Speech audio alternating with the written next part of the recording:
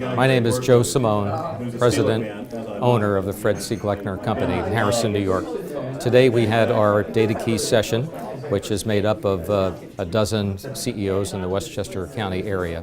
And I really enjoyed today's meeting because it had all to do with how our roles will change in the next 5 years. And we had the opportunity to reflect on where we were 5 years ago and where we'll need to be in the next 5 years, which allowed us to play off of each other's strengths and how we run our businesses, learn a little bit about our weaknesses, and in the afternoon we actually had our executive teams join us for the exercise of making a 90-day plan involving their input and involving their reflection on where we should be and what we should be doing.